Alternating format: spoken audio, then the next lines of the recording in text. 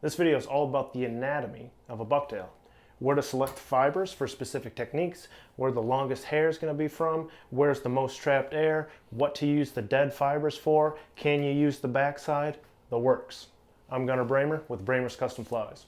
As you progress through the technique base, whether it's a bucktail deceiver, moving into a bulkhead, moving into a hollow fly, moving into a reverse bulkhead, moving into dubbing loops, moving into like a Buford or a Muddler head and spinning it, and all of these things, you're going to look for specific characteristics of the hair. Now, something to drive home, this is a natural material with a ton of variance, and no two bucktails are the same.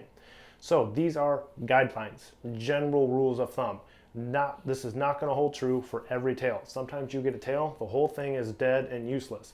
Sometimes you get a tail and the whole thing is springier than crap, right? So variation, it's the spice of life. It's what makes bucktails so sweet and awesome and fun to use, but can also be frustrating. Let's get our orientation here. I'm going to call this the base. I'm going to call this the tip. The base is what attaches to the animal. The tip would be obviously the end, the tail of the deer. Now you have the top side.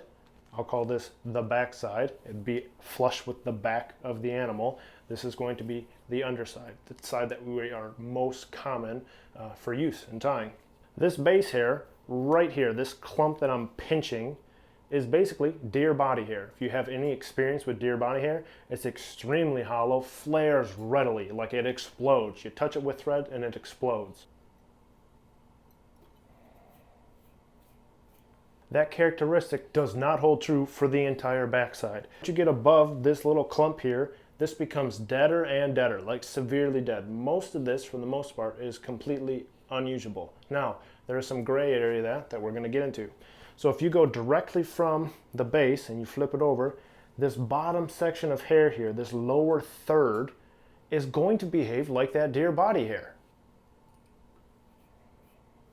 It's going to flare like crazy. Now that flare is extremely critical when doing techniques like a bulkhead, where you need the butts to flare up so that you can turn them over and hollow tie them, and when doing a reverse bulkhead, so the butts flare up, the front flares up, and then hollow tie the big long tips and build this nice bulbous round symmetrical head, right? So you need that flare. It's absolutely critical oftentimes when finishing the fly for the bulkhead and reverse bulkhead. Now you don't typically use this base hair for your standard hollows or your bucktail deceivers, although you can use it to finish a bucktail deceiver so you got a little bit more air in the front.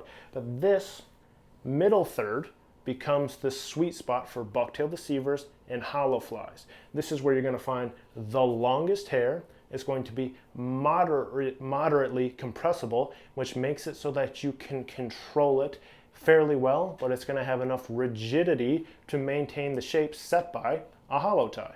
So it's not going to compress like the butts, but it's going to have some good flare to it so that it's controllable. But it has enough rigidity and stiffness that you can set angles and it will maintain that angle. Now, so far in these base fibers and in this sweet zone for doing hollows and bucktail deceivers, this 2/3 and under mark, when you hit the transition from the pure white to some of that kind of dirty brown hair, the dirty brown hair closest to the white will still kind of behave okay. It becomes really useful for hand blending and darkening the tone, especially in this lower third, and kind of building a more muted brown head that you can even finish with the deer body hair on the backside right in the lower patch of the hide. So it all becomes fairly usable, really, except for this dead spot. Now the tip hair gets shorter. So it's not everybody's favorite. This sweet spot in the 2/3 mark is sweet because it's like the longest hair. But as you get to the tips, it tends to get shorter and it tends to get deader. It doesn't flare very much.